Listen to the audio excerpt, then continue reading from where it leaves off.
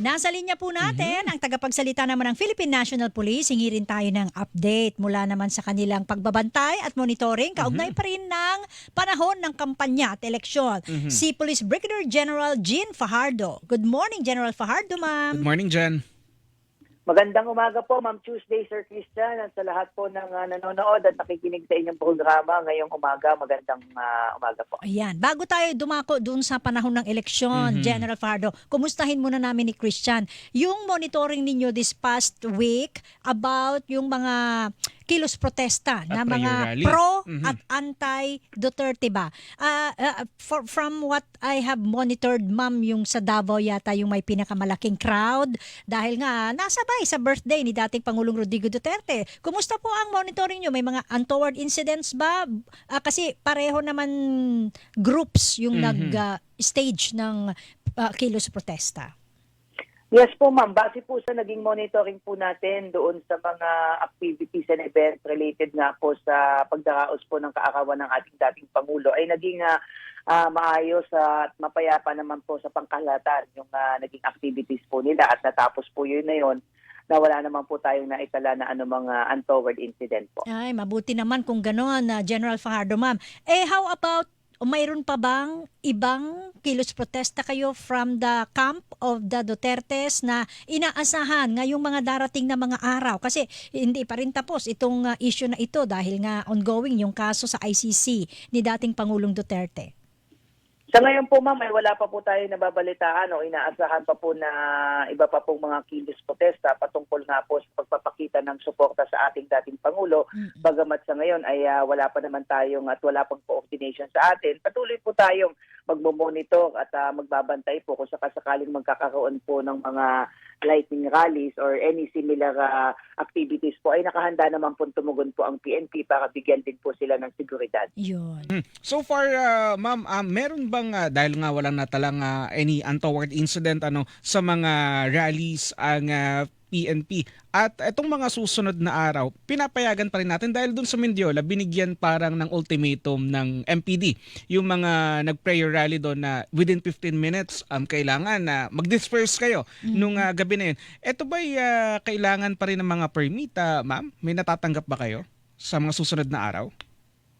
Kung ang kanila naman pong mga protest rally po ay gagawin naman po doon sa mga designated freedom parks, ay hindi naman na po kailangan ng rally dyan. Pero nabanggit niyo po, katulad po ng halimbawa ng Mendiola, ay naman po talaga ay dati ng no rally zone. So dapat talaga ay although pinayagan pa nga po sila para nga po maiwasan yung anumang tensyon, pero pinagbigyan sila pansamantala doon nung araw nga po ng Biyernes. Pero pinakiusapan din po sila na mag-disperse na lalo sa lumalalim na po yung gabi. Alright. Ma'am, in total, last na lang from that topic, in total, ma'am, ilan yung estimate niyo na kilos protesta, prayer rally, both anti and pro nung kasagsagan ng kaarawan ng dating Pangulo? Ang binigay po sa ating datos, sir, ay nasa around 60,000 po nationwide po. Buong bansa na pala ito, ano po? Yes po, ma'am. Mga around 200 po, ang 214 to be exact po, yung mga iba't iba pong mga rallies na na-monitor po natin. But as to the estimated number of nag-participate po ay mahigit 60,000 po. Alright.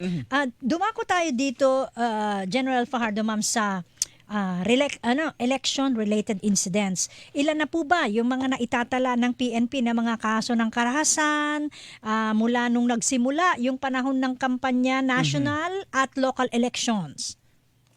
As of March 28 po, ma'am, ay nakapagtala na po tayo ng 39 suspected election-related incidents at out of the 39 po, ay 11 po dyan ang validated na po na election-related incidents. Samantalang 23 naman po yung validated po na wala pong connection o relation po sa election. At yung natitira pa pong 5 ay ongoing po yung investigation po. At ang classification po niya ay suspected election-related incidents po. Yun, suspected election-related incidents. So ito po ba ay masasabi nating konti lang kumpara noong previous election sa parehong panahon?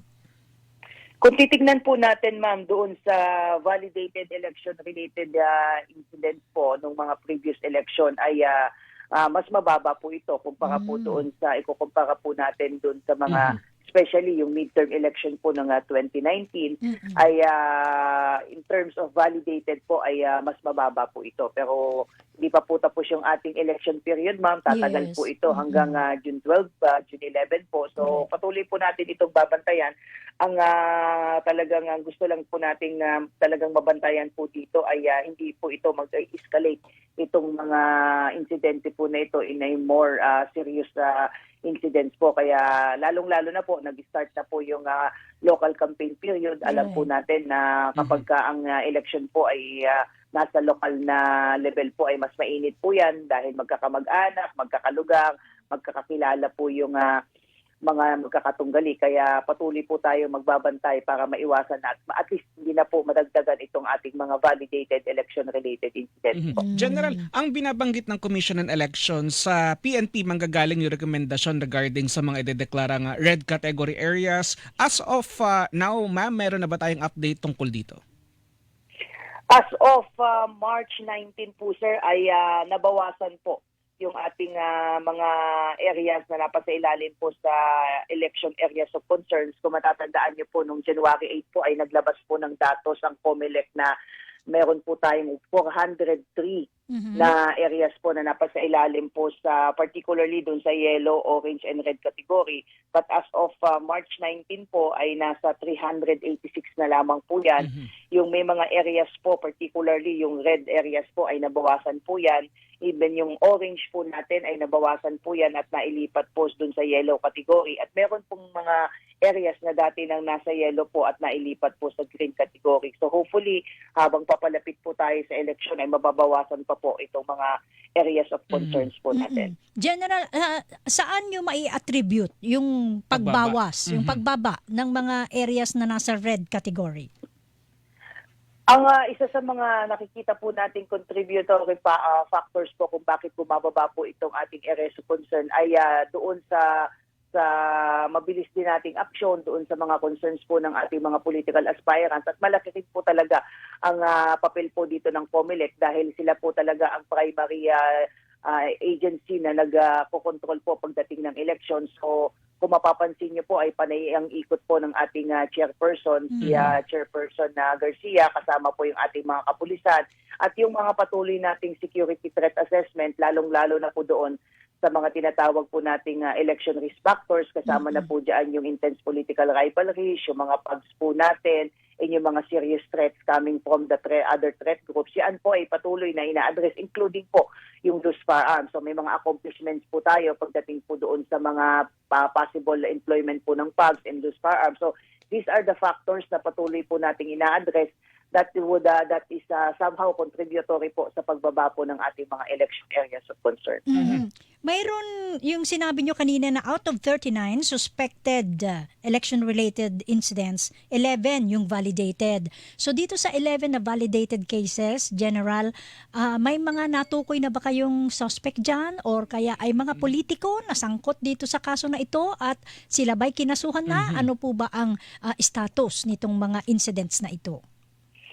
Dito po sa 11 po na validated election-related incidents ay 5 po dyan ang nag-undergo na po ng preliminary investigation. Ibig sabihin po nito ay na-file na po yung kaso po natin.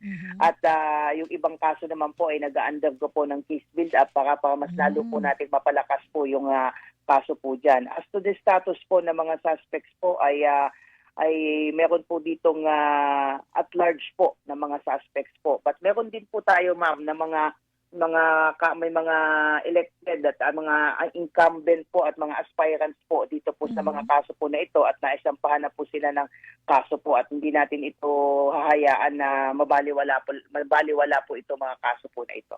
General, ang PNP ay naka-heightened alert na sa buong bansa. Ito ba all throughout the election season na hanggang matapos na yung halalan sa Mayo?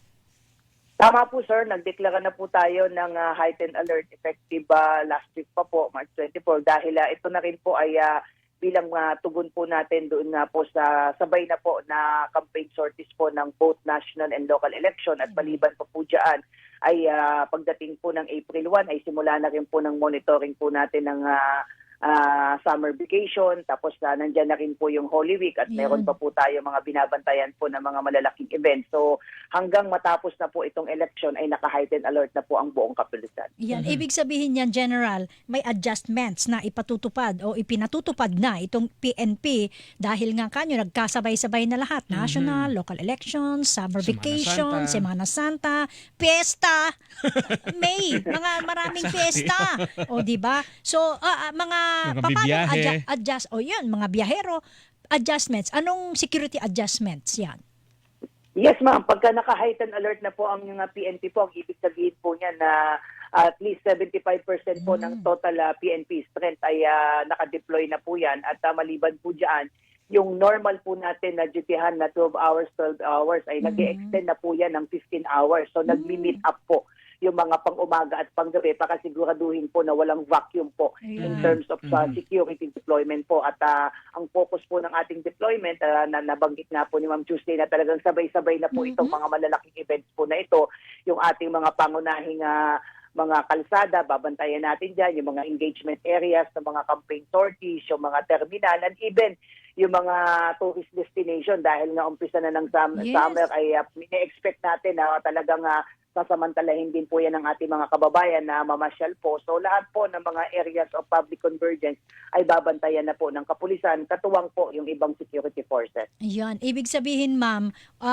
kumbaga huwag magtataka yung ating mga kababayan kung makakita man sila ng mga pagkarami-raming mga pulis na nakakalat sa iba't ibang sa iba't ibang panig ng bansa. Diyan, umiiral na rin yung no-leave policy since sa heightened alert. Yes po, sir. Unless, of course, emergency in nature, ay pinapayagan naman po yan. But yung pagpapile po ng leave ay talagang highly discouraged to make sure po talaga na we have a sufficient number of personnel na maidi-deploy po natin. At maliban po dyan talagang sa nakadeploy na, yung remaining 25% ay reserve standby forces po natin na anytime po, pwede po silang i-deploy if the need arises po. Ayun. May tanong ka pa, Christian? Okay. With that, General Fajardo, ma'am, nagpapasalamat po kami sa oras po ninyo at sa susunod po ulit, ma'am, kayo madadala, ha? Yes, ma'am. Maraming salamat po, Ma'am Tuesday at Sir Christian. Magandang umaga po. Good Thank you, morning General. po. Ang nakausap po natin, si Police Brigadier General Jean Fajardo, ang tagapagsalita po ng Philippine National Police. Babalik po kami ang oras. Hilingan, walang pinoprotektahan.